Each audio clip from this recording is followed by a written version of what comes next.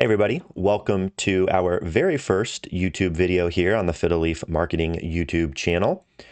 We thought what better way to launch this channel than just starting with the basics. So today we're going to discuss paid search and paid social advertising, really just defining what is paid search and paid social advertising. So what better way to start than just a big text-heavy slide with Google's definition of what these two things are. So starting with paid search advertising, paid search is a short-term strategy where businesses pay search engines to promote their content in search results and display networks. Paid search ads are often pay-per-click, aka PPC, and appear at the top of search engine result pages. Paid search is best for attracting customers who are actively searching for a product or service. What is paid social advertising? Paid social advertising is a more proactive strategy where businesses pay to place ads on social media platforms like Facebook, Instagram, and Twitter. Paid social ads can include images, videos, text, or a combination.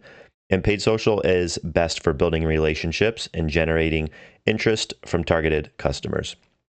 Now let's take a look at some of the most common advertising platforms. For paid ads for search, those are going to be Google and Bing. If you're unaware, Bing is a Microsoft product. It's a search engine that is built into the Edge web browser. And then for paid social, there are primarily two major media channels, which of course are Facebook and Instagram, both Meta products. One key distinction that I want to make between search and social when it comes to paid advertising is that search is pay-per-click based, which means that the user actually has to click on the ad for any costs to occur to you as the advertiser. And where social differs is rather than being click-based, it is impression-based, and you instead pay per 1,000 impressions. And think of impressions as each time the ad is shown on the screen. All right, let's take a look at an example of an organic result in comparison to paid. So you'll notice again that I typed in women's cardigan as the search query, but this time you'll see that I did not get sponsored ads, but instead organic ads. You can also see here that these organic shopping ads did appear as well. Do note the most important takeaway here for organic is that these results are more relevancy based, and that you can also get your organic ads to the top of Google with time. Essentially, that takes SEO efforts, which we'll cover in another video. But just know that the more that your pages are shared with people throughout the internet helps boost organic. Posting blogs often on your website will also help you move up organically. Essentially, organic is best for creating long-term traffic. Costs are generally a lot lower here as you're not paying per click, but you might have some costs associated with maybe hiring a company to help build your organic presence. So in short, the big difference here is sponsored ads are paid. You pay every time somebody clicks your ad. They are great for short-term exposure. Organic results, you have far less control in the short term, but you can make effort to growing through the ranks organically.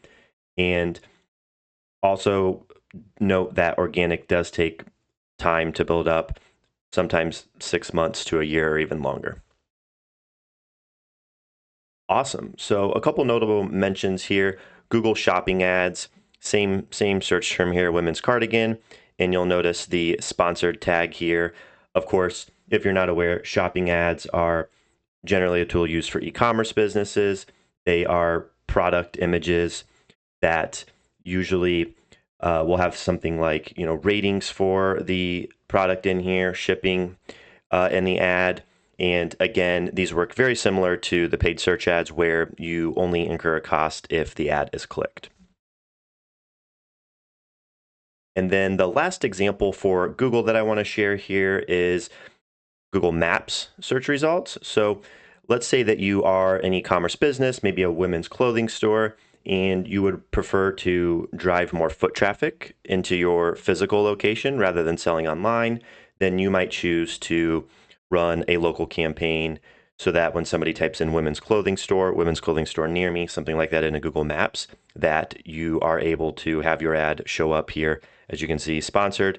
These two are paid advertisements, where Chico's here would be, I guess, considered more organic. All right, next let's take a look at an example of a paid advertisement on Facebook.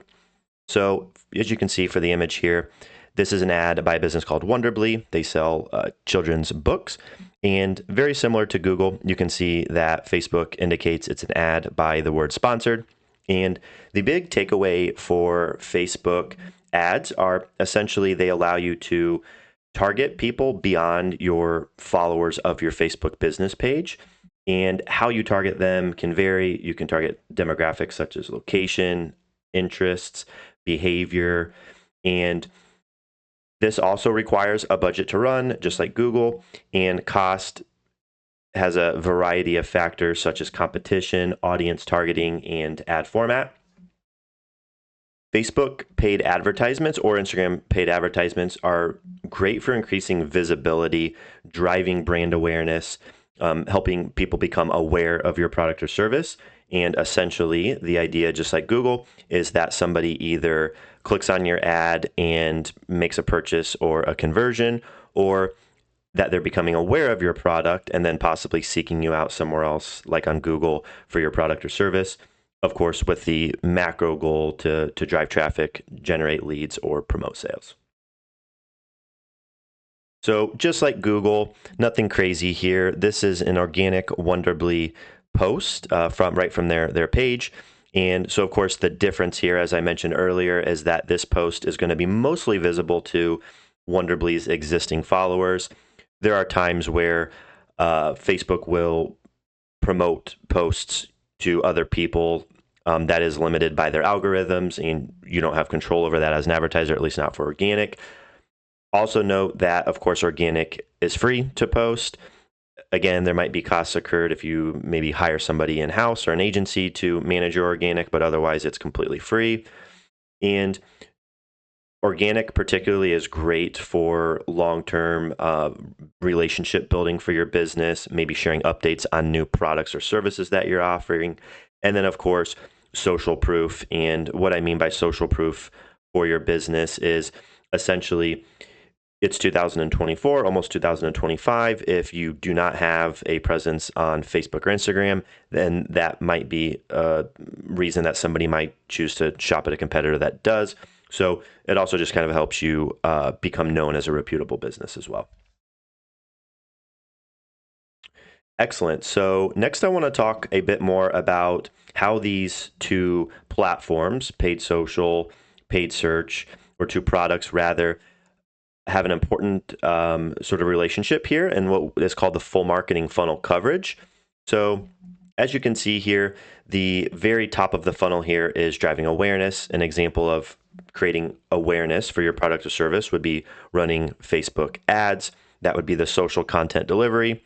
And next step after somebody becomes aware of your product is they might start to do some research in the consideration phase. They may go to Google. They might type in your business name to learn a little bit more about your business.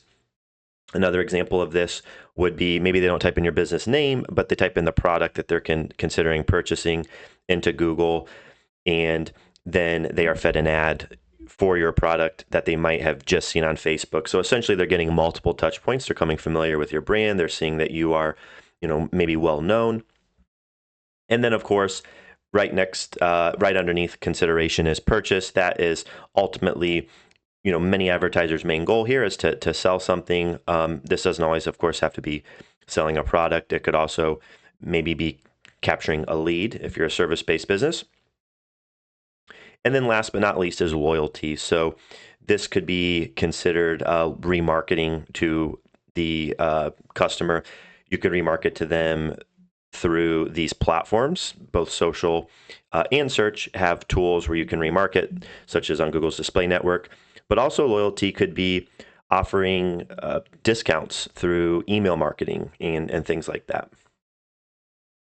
So I would like to now provide an example for one of our clients here at Fiddle Leaf Marketing of how we are utilizing a full marketing funnel to achieve our clients' goals. So for the example today for this, I have taken Cheerfully Made Goods and Markets advertisement here.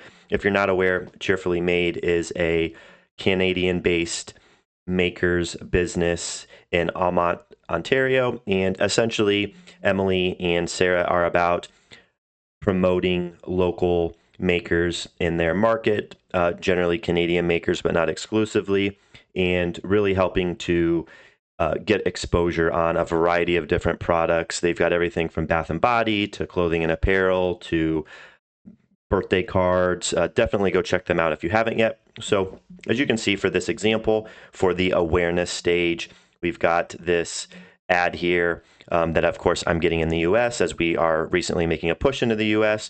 And this ad reads, big news, free shipping to the US on order $75 plus. Stretch your strong USD further with unique Canadian finds.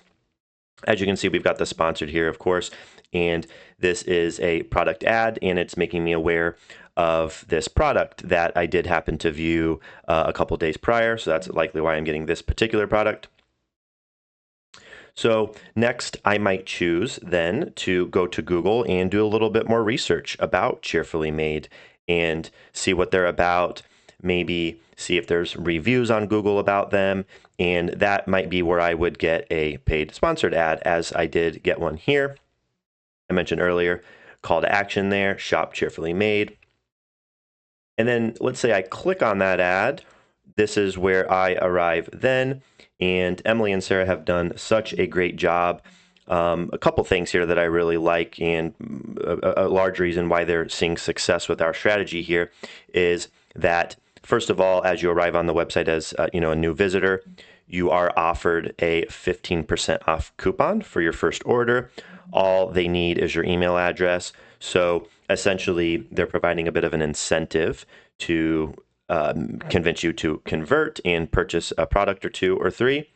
And then equally as important is the loyalty aspect, of course. So by collecting your email address, Emily and Sarah are doing extremely well and seeing a lot of success with email marketing and timing these emails that they send out to maybe share new products, offer discounts, or just let their audience know what's new in their world.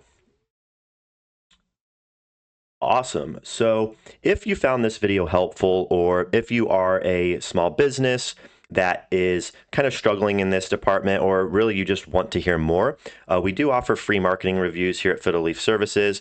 I've got about 6 tiles here on the screen of 6 of our core sort of benefits that we offer as a digital marketing agency. I'm not going to read all of these, but just know that we are a full service marketing agency. We're very performance driven, pride ourselves on our reporting, and we handle it all. So if you are interested in knowing more, please don't hesitate to visit us at www.fiddleleafmarketing.com. Really appreciate you hanging out with me here today to the end of this video. If you've got a moment, please consider liking and subscribing, and I'll see you next time. Bye.